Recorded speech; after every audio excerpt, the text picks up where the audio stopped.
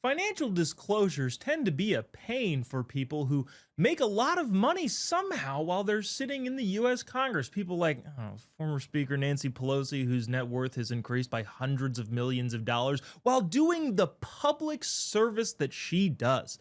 Interestingly enough, we're tacking on a new name to that list, one Ilhan Omar, representative from Minnesota, who recently, a couple months ago, claimed, "No, I'm not a millionaire. I'm just a beleaguered Somali immigrant that happens to be in Congress." Let's bring our panel back, Grace and Alma. Guys, this is just, the irony is just too rich. It's just dripping in so much irony that I don't know if I can take it. Grace, Ilhan Omar said months ago that no, I'm not a millionaire by any stretch of the imagination. Where her new financial disclosures show that she might be worth up to $30 million.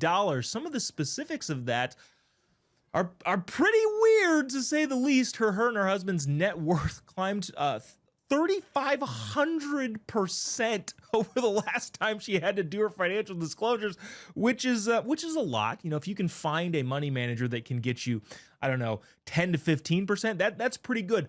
3,500% is quite a bit up there. Grace, do I have to be a socialist to be rich in this country? Because apparently, the more I screech about socialism, the better my chances are being elected to public office, that's where I make all the real money. What's going on here? That's how it goes, and that's what we're seeing now. And of course, this is rich, coming from someone who took to the House floor recently to decry GOP members using their actions as an elected official to benefit themselves. And of course, this is shocking.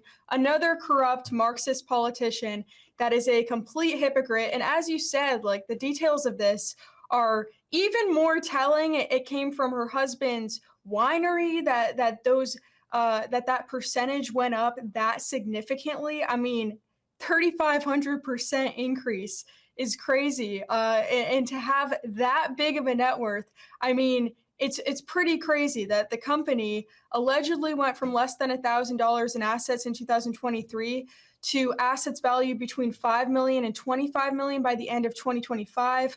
I'm no financial expert, but shouldn't financial growth of that magnitude in a very short period of time trigger alarm bells?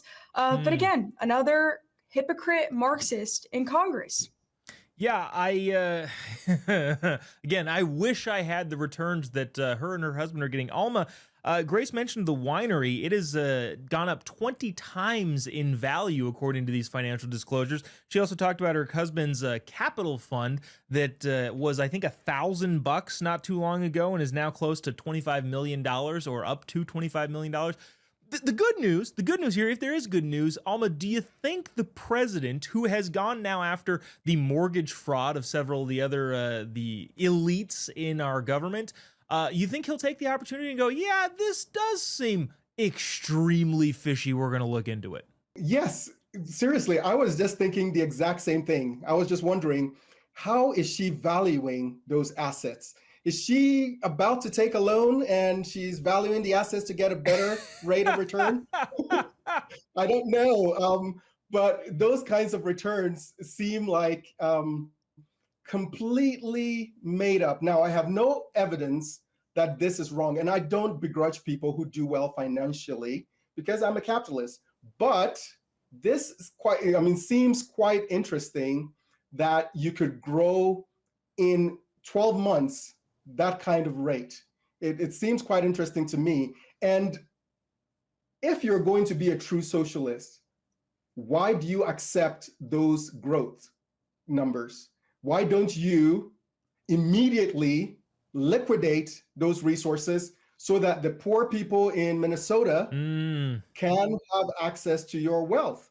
So the hypocrisy is not just, growing in your wealth, but also not actually doing the thing that leftists are constantly saying the rich should do, which is to redistribute their wealth.